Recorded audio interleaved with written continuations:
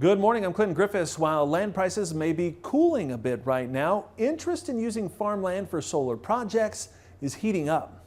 And it seems more and more producers are being asked about leasing their land to help utilize the power of the sun. Farm Journal's Tyne Morgan looks into some of the eye-popping rates being tossed around in the Midwest.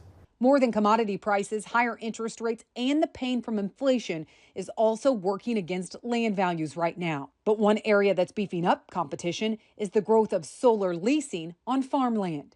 Todd Jansen is an ag lawyer based in Indiana. He says solar leasing started in the Hoosier state 5 years ago, but today it's gaining traction and some controversy. One of the common themes is that these are really long-term leases. So farmers are used to 1 to maybe 5 year cash rent leases, and these are 20, 30, 40 years.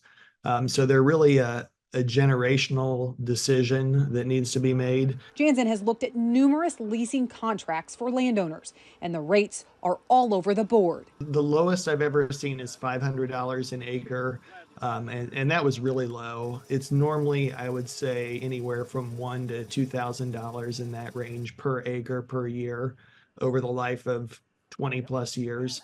Purdue University's latest Ag Economy Barometer showed 16% of respondents say they discussed leasing farmland for solar energy within the last 6 months. And as for rates, 69% said the rates they were offered was $1,000 per acre or more, up from 27% who responded that way a year prior. And 27% of respondents in the latest barometer say they were offered a rate of $1,500 per acre or more.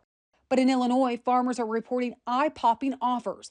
One farmer near Morton, Illinois, sent us this unsolicited letter that he received. The company offered a rate of $3,200 to $4,500 per acre, plus another $1,000 if the farmer signed a letter of intent, along with $3,000 upon signing the cash lease. So where is all this money coming from? During an interview last month, AgriTalk's Chip Flory asked Agriculture Secretary Tom Vilsack if the Inflation Reduction Act is being used to bankroll some of these eye-popping lease offers.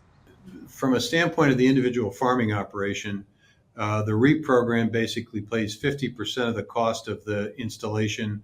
There's a tax credit that will give you another 40% of the value, so 90% of the cost of an individual solar operation, a windmill, things of that nature, can be paid under the IRA. Are you hearing concern from the countryside about taking some very productive farm ground out of production for the solar farms? Well, there's always that concern, but the reality is that that's not as prevalent as it may seem. Less than 1% of the land currently engaged here. I think that's one of the surprises is that we used to see it was a lot of landowners who weren't really in farming anymore. But anymore, we also see a lot of farmers who just think, let's take 100 acres and put it into solar so that we can diversify our income stream. But whether the lease is for a few years or up to a 40-year agreement, there's no guarantee the money will be there for that long. Of course, there's always risk that the rent won't be paid, and then you'll have to try to foreclose on the solar company.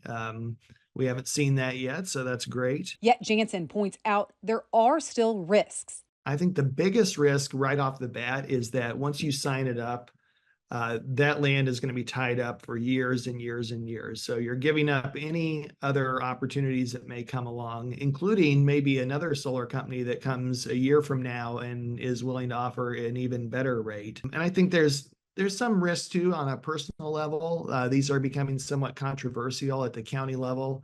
And so it can divide neighbors and counties, which is unfortunate, but it's also a reality.